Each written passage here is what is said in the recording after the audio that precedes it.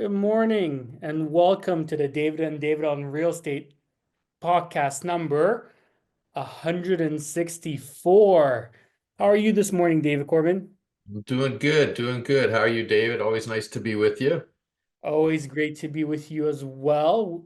Today, we're going to be jumping into a little bit of a controversial topic, if I may say, but we've done a few of these before, and it's amazing how time flies because I think this is our third topic talking about the federal election, which is coming up.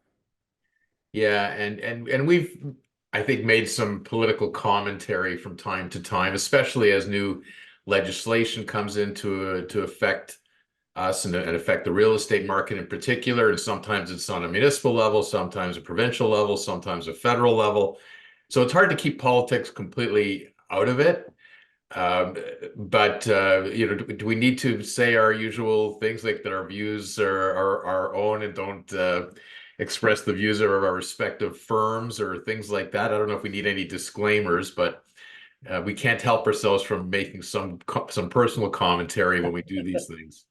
Well, David, I'm noticing that this election specifically is controversial.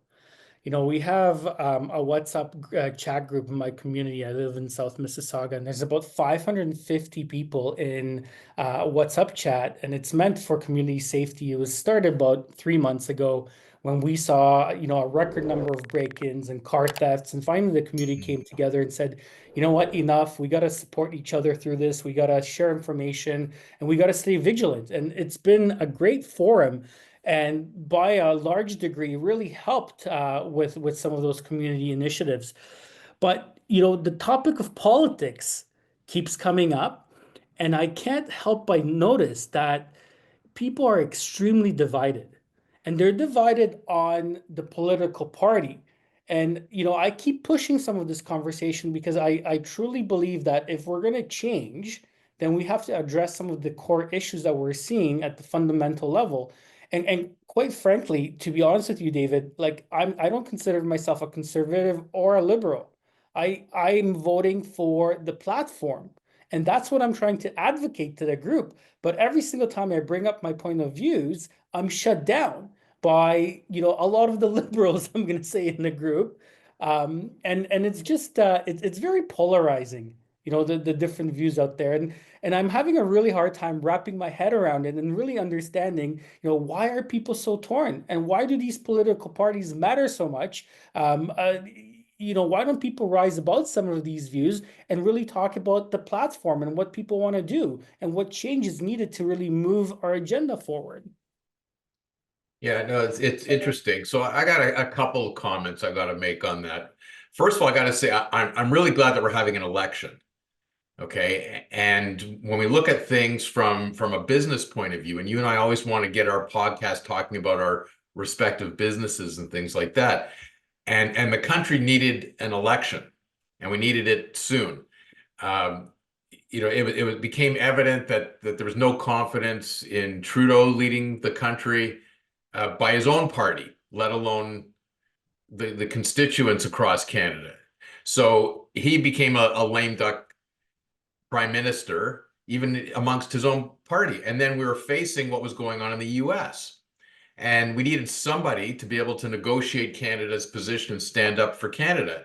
Trudeau obviously had zero respect in the US, in particular with Trump and his administration. So that was clear that was going nowhere. He shuts down the Canadian government and says he's going to resign. And then our government's in limbo for months. We can't pass a law. We can't pass a bill. We can't take a position. We get nobody that we can send to Washington to negotiate on tariffs. And we need an election. And still there's no election being called, but now they're going to do a liberal, nomination of somebody else. And we got somebody now as a prime minister who's not elected. He's never been elected to any position in his life. And he's our prime minister all of a sudden. And then I was really worried that he wouldn't call an election until next fall, which would have kept us in limbo. So that's why I'm glad at least that he did see the writing on the wall and said, okay, I need a mandate. If I'm going to be the prime minister and do anything, we need an election. So that's why I'm really glad there's an election, because we need to get a government in, regardless of who ultimately wins. We need somebody in with a mandate to go and negotiate and stand up for Canada. So that's sort of the good news. The other comment before I throw it back to you is, we get so exposed to the US political situation, and everybody in the US is so polarized. They're either a conservative or they're a Democrat. Like the Republican or Democrat, yeah. Republican or a Democrat. Like they're declared at birth somehow, it seems, and it's just part of everything they do. We're not like that in Canada. We have many people in Canada that sometimes will vote Liberal, sometimes they'll vote Conservative, sometimes they'll vote NDP, depending on who's in. And but But that they makes sense to me, David. Like it makes sense to kind of vote who you think is best for the job at the current time, right? Like as opposed to being just like blinders on. right. And I think we've been on a little bit under the influence of all the politics that goes on constantly daily in the US.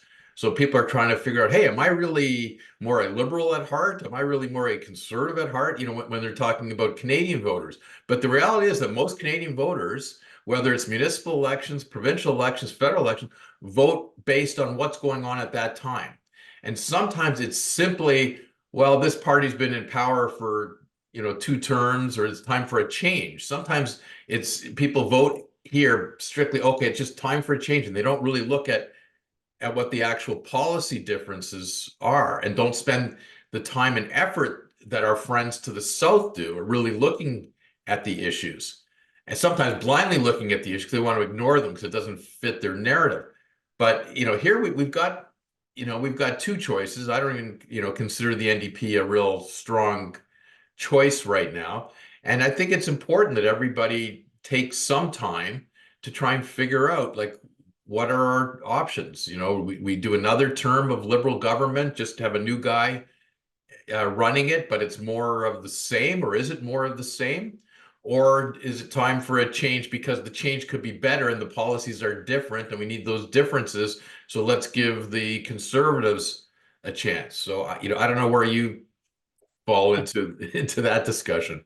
But I Well, get the same pushback from people when you raise it. It's like, it's I don't know. Like because we do tend in this country to lean more liberal, it seems. yeah, no, I agree.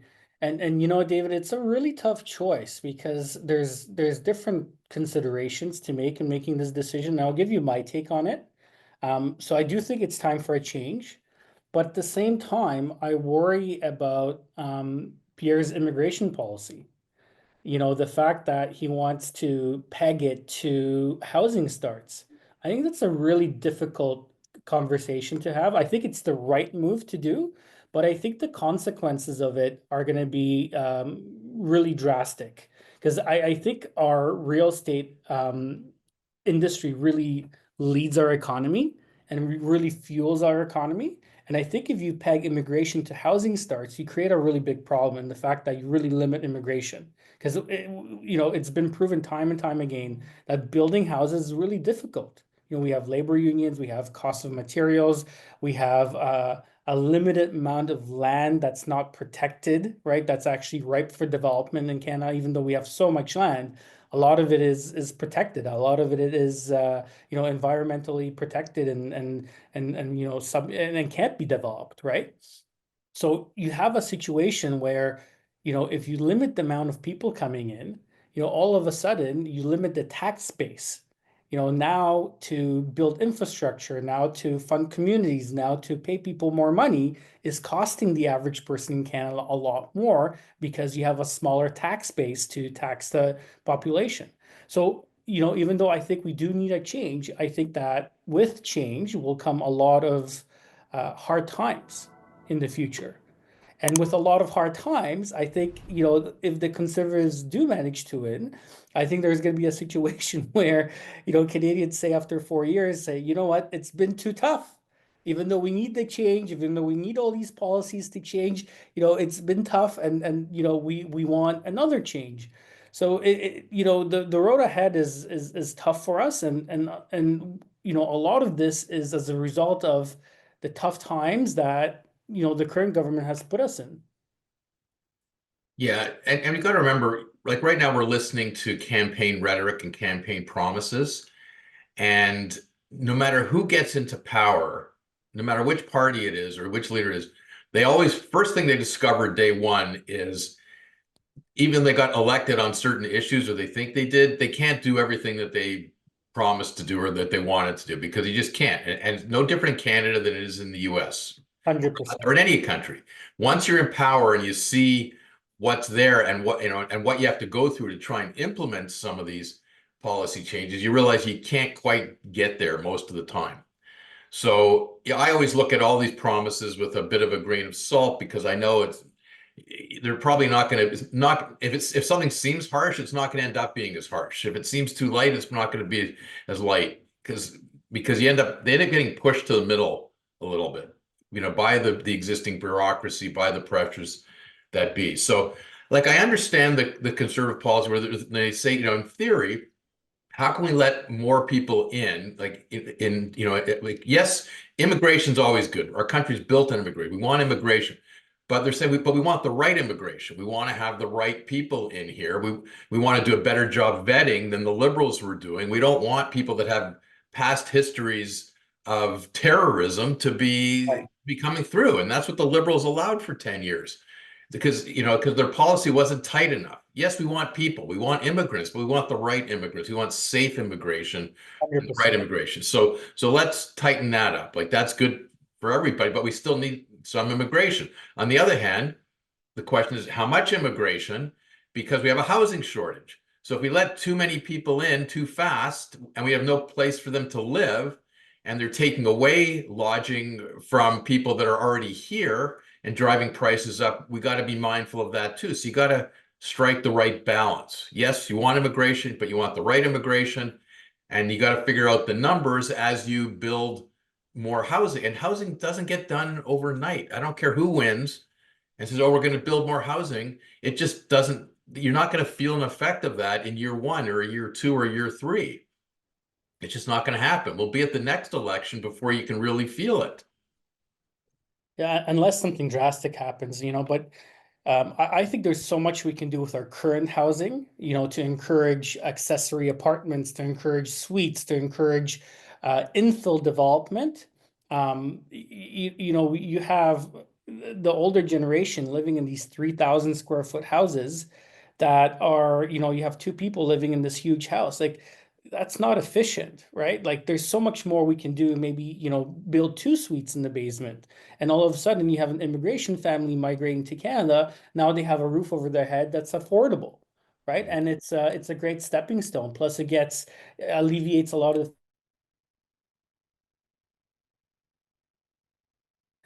the government providing CPP and age secure all of Surrey apartments. So I think there's a lot we can be doing with our current housing situation to lessen the burden on a lot of the institutions that we have out there. Yeah.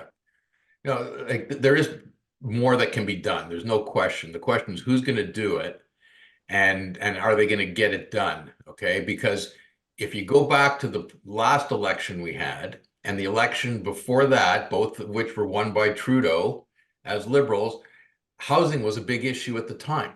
Yes, it And he was. was running on platform both the last two elections.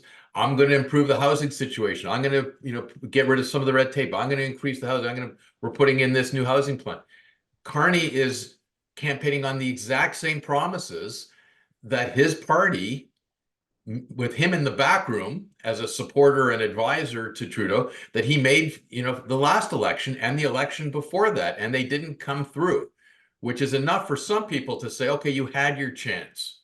Okay, liberals, you've been talking about the housing problem, but you're the ones that have been in charge for a decade and you haven't done anything or you haven't done enough about it. So why should we give Carney another chance to do more of the same when he was part of the last 10 years before? So maybe just on that issue alone, it's time to try, let's give Poilievre a chance and see what he comes up with. And the other interesting factor, and I don't want him to say that, I don't want this to be taken that I'm pushing for Poilievre. Whether I am or I'm not, I'm trying to be balanced in my own analysis. And, because I've also seen like Poilievre's come out with certain policy decision in his platform of how he would improve it. And all of a sudden, Carney's, coming out with the same thing. Yeah. And it's like, Okay, so that might mean it's a good idea if everybody agrees on it. Now, Agreed. who do we want if they're going to do the same thing, or the differences are really small when you analyze who's going to be better on this topic?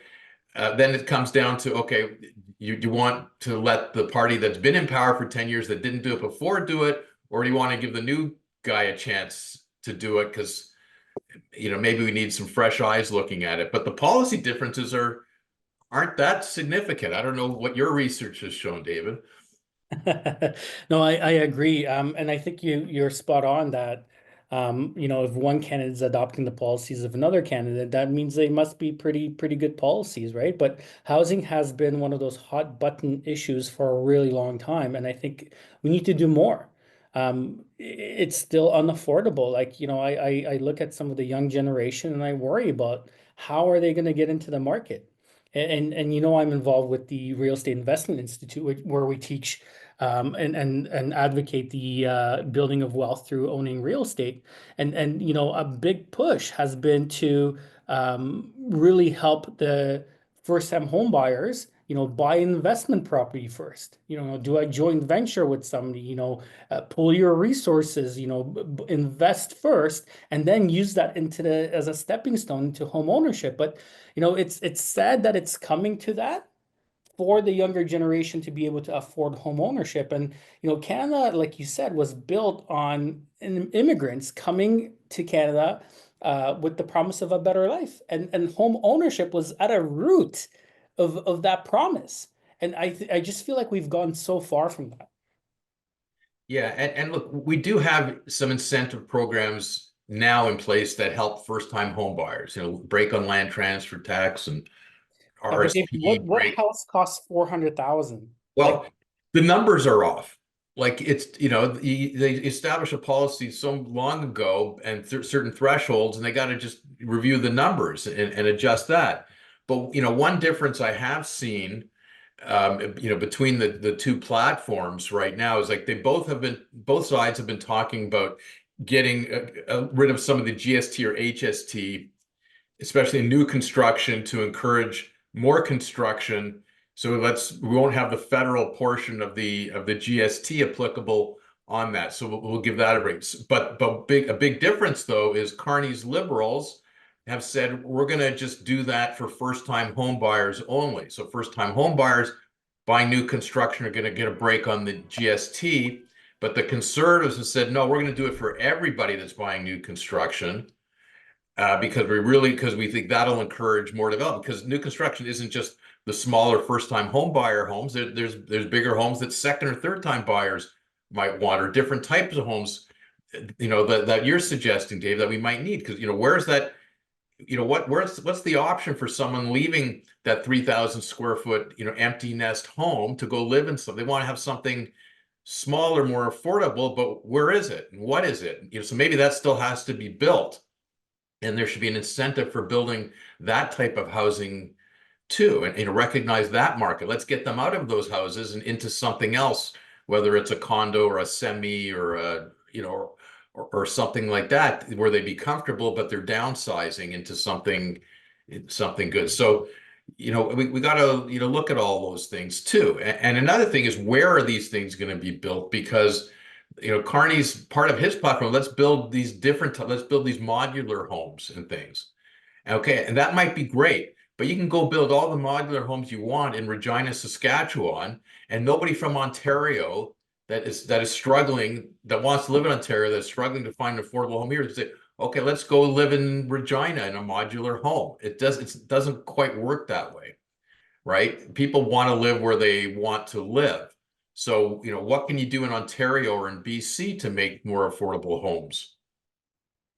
that's a good question, but David, I think we're all creatures of comfort. We want the walk-in closets, we want the ensuite bathrooms, and frankly, if you're building houses without those creature amenities, people are not buying them, right? So like, the problem is, okay, like you go into some of these older neighborhoods, like in Etobicoke and Scarborough, and you see these World War II era houses that were tiny. They were like 700 square feet. That was the size of a detached house, and people were buying them. But I think you build a house like that today, even in the city center. I don't know if you're gonna have, that big of an adoption without the ensuite, without the walk-in closet, without all the creature amenities. So, I think we're partly to blame for the situation where we're at right now. Yeah, no question. And it's very hard for people to go back once they've had it. Right. So it's different for a generation that's growing up, and they might accept less because their priorities might be different. And so maybe it'll be not just more we need it affordable for them, but maybe it's more appetizing to them in lifestyle. And maybe that's not going to be as important to them. No, I'd rather spend the extra money on more vacation time and traveling as opposed to having an extra bathroom in my house or a big walk-in closet. Because that's the priority of the newer generation as opposed to a priority of an older generation. Yeah. So so there might be some of that in play as well. But we also live in a pretty unique um, situation in Canada where there's so much concentrated appetite for people to live in the GTA. Compared, like, we're a big country, but not everybody wants to live all over the country. People want to live in certain pockets. There's a pocket around Vancouver, and there's a pocket around Montreal, and there's a pocket around Toronto, and big cities. And many governments have tried to provide incentives to get people to spread out, and they're only going to spread out if there's really good jobs in some of the other provinces and they can't get those jobs here and they go live somewhere. But even when that happens, they seem to live there for a period of time until they can afford to come back to Toronto where they want to live. So they'll go work in the oil fields in Alberta for a period of time, make some money, and then when they have enough money, they're gonna come back to Ontario. Yeah, and I think Canada has been struggling with that for a really long time, right? I mean, it's Ontario and Vancouver, and then all the other places are a lot less populated. But David, I wanted to share something that I saw when we went to vote for the provincial election, which was a couple of weeks ago. Um, I saw a father come in with like a 4-year-old son. And after he voted, he stopped and he knelt down on one knee in front of his son and he said, "Son, this is what freedom is. This is what democracy looks like." And he went on a little bit of a spiel about, what that means. And it was a very touching moment. And I was there with my son, and like I stopped right where the father stopped and was, saying this to his son. And I looked at Jacob, my son, and I said, he's absolutely right. And I think it's one of those privileges that we take for granted as Canadians, because so much bloodshed was shed, David, to make sure that we have this democratic freedom of voting. And I'm talking to a lot of people, and a lot of people in my network are saying that they're not going to vote this time around. That they're unsure, that they just don't understand, that it's just complicated, and they're like, I'm not voting this election. And I just want to encourage everybody listening that this is so important, and just vote with your heart. Like if you don't understand and you haven't taken the time to really understand the issues, then I really encourage you to get out there and educate yourself and listen to some interviews and really tune in because I feel like this election is going to have a big impact on the economy, on Canada, on our relationship with the United States. And I think it's so important that we really use this basic demographic freedom that we have and just go out and vote. Yeah, I couldn't agree with you more. And I think that's the bottom line, and that's the biggest takeaway. And I was the same way, a few weeks ago when we did the provincial election. Like, that I get a microphone in front of me from time to time. I'm teaching webinars and seminars, and I get a chance to talk to groups of people sometimes. And I'm not a very political person, but I feel it's my responsibility to pay attention to what's going on and to learn and educate myself. But what I do every time I have a microphone, that's what I preach. I'm not going to tell you who to vote for, but please vote. It's so 100%. important to vote. So do the best you can. And it's hard. There's so much information out there. There's so much misinformation too. And it's hard to sort out what's real and what's not and what your sources are. So that's becoming more and more difficult. these days, but you still, I think we have a responsibility uh, to exercise our freedom and our right, our democratic right to vote. So do the best you can. Talk to your friends, talk to your neighbors, get a viewpoint, read whatever you can, make the best decision you can, but show up and vote. Because if you don't, you're leaving it to those that probably know less than you and might be politically motivated in different ways to go and do it, and it may not be the best outcome. And the great thing about a democracy is, let's say we're going to make a vote next week, and if the party that we put in doesn't do a good job, we're going to vote them out the next time.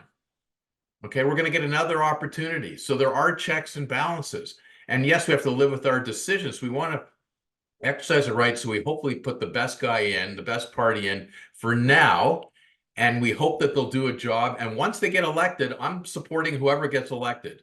Okay, I'm pushing. I'm hoping they do everything that they promised to do, and they hope they make everybody's lives better. Because in our country, the liberals get in. They're not just trying to make anybody that's a liberal have a better life, and people that are conservatives, they don't care. We don't worry about red states and blue states like they do in the US, and vice versa. If Polyev gets in, he's going to be the prime minister for everybody, and we got to rally behind him and support him, and he gets his shot.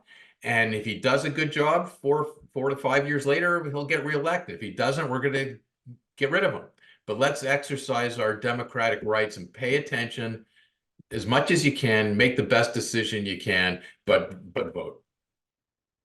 Yeah, and David, I love this country. This country has given me everything I have and so many opportunities. And I'm proud to consider myself a Canadian. And I hope that everybody listening shares the same sentiment. And it's, go out and vote and support, your party, vote with your heart, and let's make this country better together. That's the only way it will happen if you go and vote. Yep. Awesome, guys. Well, listen, thank you so much. Thank you for tuning in, and it's always a pleasure. And David, always, a fun but difficult discussion to have. But I Yep. thoroughly enjoyed the conversation as always. And guys, thank you for tuning in. We'll see you guys next time on the David and David on Real Estate Podcast.